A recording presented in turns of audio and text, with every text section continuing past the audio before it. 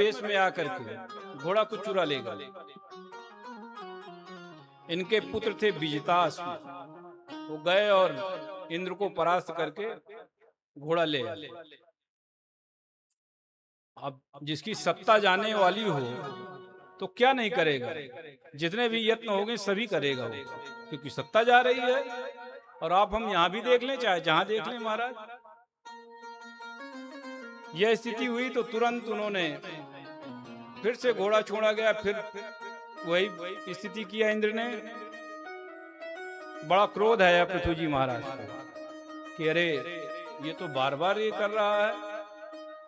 पृथ्वी जी महाराज जैसे क्रोधित हुए तो ब्राह्मण देवता जो यज्ञ करवा रहे थे कहा महाराज क्रोध न करें, आप हमसे कहें तो हम कहें तो ऐसा मंत्र है हमारे पास, हम पढ़ेंगे तो इंद्र यज्ञ कुंड में ही स्वाहा हो जाएगा। बोले महाराज कि पढ़ दो मंत्र, फिर क्या देरी है, पढ़ो। देवाधीनम जगत सर्वम मंत्राधीना च देवता, ते मंत्रा ब्राह्मणाधीना तस्मात् ब्राह्मण देवता। हे प्रभु हम मंत्र पढ़ देते हैं, तुरंत इंद्र महाराज मंत्र पढ़ दिया, इंद्र खींचे चले आए। ब्रह्मा जी घबराए कि अरे मेरी व्यवस्था ही ये गड़बड़ किए दे रहे हैं। अगर इंद्र देव मैंने बनाया है तो भाई इसलिए कि देवताओं के राजा हैं ये, और ये तो व्यवस्था ही इस तरह से करेंगे। बोले ब्राह्मण देवता क्या कर रहे हो? और पृथु महाराज को रोका कि महाराज बस तुम्हारे 100 यज्ञ मान लिए गए। पृथु महाराज रुक गए और बोले क्या चाहते हो बताओ। भाई आप ये यज्ञ कर रहे हैं, कुछ फलाश्रुति चाहिए आपको? बोले हाँ। महाराज मुझको इनके बदले 10,000 कान दे दो। बोले अरे 2 कान तुम्हारे लिए पर्याप्त नहीं है क्या? 10,000 कान क्या करोगे? बोले ठाकुर जी की जो कथा है ना, इन 2 कानों से सुन करके मुझे तृप्ति नहीं मिलेगी। ये है भक्तों का महाराज, ये है भक्त। बाबा तुलसी ने जिनके श्रवण समुद्र समाना, प्रविष्टा कर्ण रंध्रा। महाराज इन्होंने 10,000 कान प्राप्त कर लिए। और जब कथा सुनने का मतलब क्या है भाई, 10,000 कान प्राप्त हो गए तो आप लोग भी कथा सुन रहे हैं। देखिए कथा सुनने से मन पवित्र होता है, निर्मल होता है। जैसे जल बारिश ऊपर से हुई तो जल की स्थिति क्या रहती है? मटमैली रहती है, शुद्ध नहीं रहता। लेकिन कुछ दिनों के बाद जैसे ही शरद ऋतु आती है तो जल निर्मल होने लगता है। वैसे ही कथा को सुनते सुनते मन निर्मल हो जाता है। तो महाराज 10,000 कान इन्होंने जैसे ही वरदान में पाया, क्योंकि कथा का ये महात्मा है। जहाँ कथा होती है भगवान ठाकुर जी कहते हैं सर्वाणि तीर्थानि बसंति तत्र यत्राच्युतोदार कथा प्रसंगा। जहाँ कथा होती है वहाँ ठाकुर जी अपने आप आ जाते, आनंदित हो जाता है, सभी तीर्थ आ जाते हैं। सर्वाणि तीर्थानि, यहाँ पर सभी तीर्थ सभी देवता उपस्थित हैं। ये कृपा है। हनुमान जी महाराज सबसे पहले कथा, क्या उनसे कोई कथा छूटी है क्या?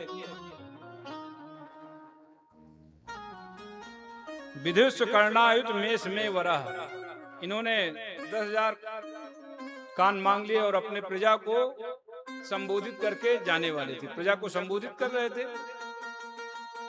प्रजा को संबोधित कर रहे थे। उसी समय पर वहीं पर सनकादिक, सनक, सनंदन, सनातन, सनत कुमार 4 भाई हैं जो भगवान ब्रह्मा की सबसे पहली कृति है।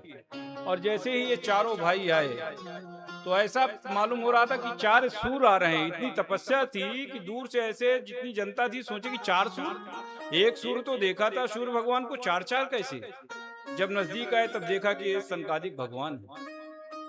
सनकादिक भगवान आए, पृथ्वी जी महाराज यथोचित उनका स्वागत किया। लेकिन अपने से जो श्रेष्ठ मुनि श्रेष्ठ जन होते हैं उनका कभी भी कुशल क्षेम नहीं पूछना चाहिए कि आप कैसे हैं महाराज। वो हमेशा आनंदित ही हैं। भवस्सु कुशल प्रश्ना आत्म रामेषु निश्चिते, नहीं पूछना चाहिए, ये शास्त्र कहता है। ये तो आत्माराम संत हैं, हमेशा आनंदित ही हैं, अपने आप में आनंद रहता है इनका। इन्होंने पूछा कि महाराज हम आपसे, और महाराज जहां संत नहीं आते ना तो जानते हो क्या प्रभाव होता है? संतों की बड़ी महिमा है। ब्राह्मणों को, संतों को, जिस घर में अगर चरण रज नहीं पड़ती, महापुरुषों का चरण रज नहीं पड़ता, तो जानते हो हमारे शास्त्रों में क्या कहा गया है? वो घर नहीं है। वो इसी प्रकार से जैसे कोई एक वृक्ष हो, उसमें इतने फल लगे हों सुंदर सुंदर, लेकिन उसमें इतने जो सर्प होते हैं, सर्प भी हों, तो कोई जाएगा खाने? उसी तरह से किसी घर में, किसी आवास में, चाहे जितनी महाराज धन संपत्ति हो, और वहां पर यदि महापुरुषों का आगमन नहीं होता, चरण रज नहीं पड़ती, तो वो इसी तरह से है जैसे कि सर्प उस घर में महाराज की संपत्ति का कोई औचित्य नहीं है।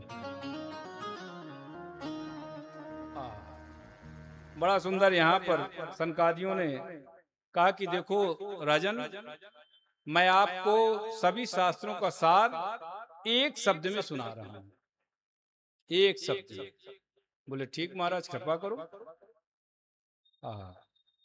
शास्त्रेषु यानेव सुनिश्चितो नृणाम क्षेमस्य सदृग्ब्रह्मशेषु हेतु असंग आत्म व्यतिरिक्त आत्मनि दृढ़ारतिर्ब्रह्मणि निर्गुणे चया।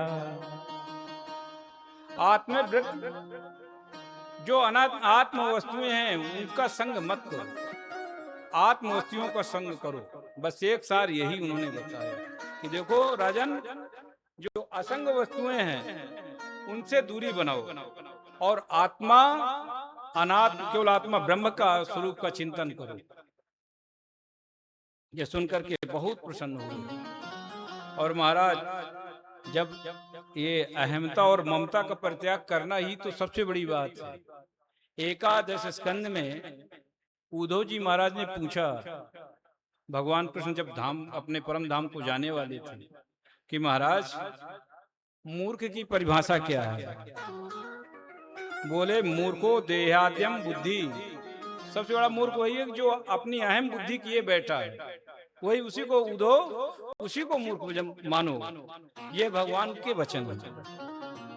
अब भाई किसी से कथा, कोई सत्संग अगर सुना जाता है तो कुछ उसको स्वाभाविक है देने की इच्छा होती है।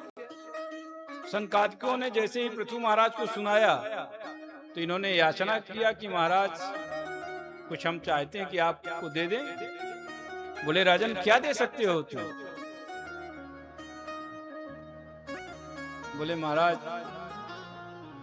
बड़ा अच्छा सुंदर यहाँ पर बोले, प्राणादारा है सुता ब्रह्मन गृहश्चा सपरिच्छदाय राज्यम बलम महीकोशम इति सर्वम निवेदयत्। अरे महाराज आप कहें तो मैं आपके लिए प्राण दे दूं, और प्राण ही क्या, पुत्र, दारा, पत्नी, और इतना ही नहीं महाराज, ये जो पूरा राज्य साम्राज्य है यह भी आपको दे दूं। बलम महीकोश, पूरी सेना, सब कुछ आपके हवाले कर।